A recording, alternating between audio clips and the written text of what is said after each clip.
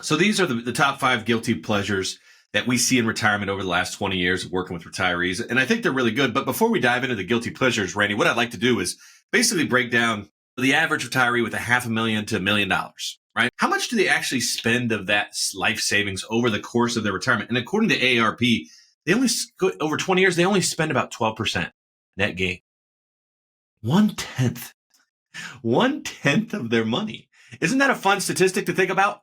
All of the hoopla about running out of money, not having enough income, all the fear factor that you're hearing, retirement fear factor. I call it retirement fear factor right there. The cost of bacon, the cost of gas, everything's going to go up, and people skip trips and they skipped other things. And at the end of the day, the studies show that only about 12%.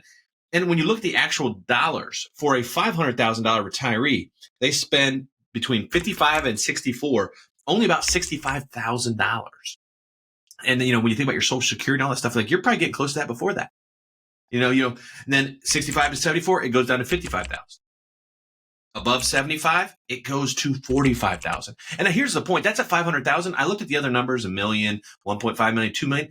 They don't increase that much. It's not like a $2 million retiree spends 4 times as much as a $500,000 retiree. And I think that's the shocking point is they are scaring us into not spending our money. And why is that? Well, why is that? It's so they can keep the money in their accounts, i.e. Eddie, Morgan, Merrill, Fisher, Edelman, all of them, so they can keep getting their 1.5% fee. So let's talk about what you should be thinking about, what you're doing. And there's 5 big ones. There's 5 big ones. And I'm guessing you can probably guess most of them, Randy. Travel is the big number one. And for the fun part for me is let's talk about John and Sandy. John and Sandy are my parents. They're like, Greg, where did you come from? If you met my parents, it would be even more confusing. They are the salt of the earth, nicest human beings on the planet. They're like, where did Greg come from? He's an alien. My mom and dad are like, I don't know what happened. We dropped them. Something happened. I don't know. So John was obviously hardworking, small town guy. Went and worked at Honda. Honda came in around in 1983. Worked, factory, middle management. And my mom was a school teacher at high school. She taught for 35 years at Bellefontaine High School. So the prototypical American dream, right? We went from lower middle class to upper middle class over the course of 20 years. It's an awesome story. There wasn't, towards the end of our life, obviously we lived, what every kid could hope for, right? I had a basketball hoop, went to Florida for spring break, all the fun stuff. And when I think of my parents, what are the big things people do? People love getting out of the Midwest cold, right? They love going down south. So my parents spent a month in Florida in February or March. That's a big thing. They also have the bucket list trips. What are the most popular trips for retirees in the Midwest? I think you guess most of them. The cruise to Alaska, which my parents have done. The cruise to the Mediterranean where you do the German beer fest and all that fun stuff. My parents have done that too. So I think those are some ideas. That's big number 1, travel. 2 is hobbies and leisure. People are like, what do you mean? What kind of hobbies and leisure? Dude, have you seen tennis courts lately? Pickleball has taken over America. And by the way, these things aren't terribly expensive. It's like $100 for a racket.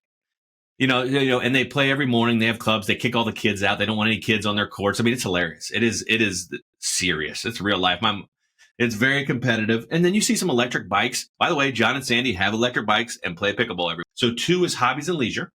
3 is home improvements. Most people obviously are at the house. They say things that need to be done. Who hasn't been there and seen their parents redo the landscaping 7 or 8 times? So I'll be darned if Big John and Sandy aren't replacing trees this year again. They also added a patio to the back. So these type of things, adding hot tubs was on the list. Adding saunas was on the list for the aging population. Adding jacuzzi bathtubs in master bedrooms was on the list. So these are all some fun things that are home improvement driven that we see a lot of people doing. 4th, dining out and entertainment. Who here doesn't want to go see some concerts? My parents love classic rock, Bob Seger, Rolling Stones, Aerosmith, all of these things. My parents have gone to, a ton of concerts over the years and continue to love to go. They also have their dining out club every Thursday night. They go out with friends. I think they go, they pick a new restaurant every Thursday. So these are ways in retirement that if you aren't doing these things because you're afraid, think back of what we said earlier. How much are you really spending? Don't miss out on, obviously number 4 is dining out. And number 5, I'm going to make up and I'm going to call it the silly purchase. Retirees want to do the silly. Who doesn't want a silly purchase? You've got all this money in your account. Do something stupid, right? Like, that's what my Uncle Mark would say, do something stupid, Greg.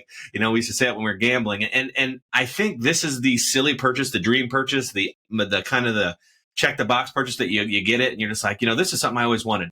Ironically, my dad just bought a convertible Camaro. So there's your silly purchase. Before that, he had a Jeep. So it's their fun summer car. He doesn't use it during obviously the winter months. And I think most people can get away with one of those where it's the fun. And when we look at all these things, you're like, all right, so we've got travel. We've got obviously travel 1, hobby and leisure 2, home improvements 3, dining out and entertainment 4, and silly purchase 5. These are the things that I think are what it's all about. This is breaking into your piggy bank. You've worked your whole life, 30, 35 years to get there. Don't let your financial advisor scare you into not, living your best retirement, right? People aren't running out of money. They're running out of time to do the things they want.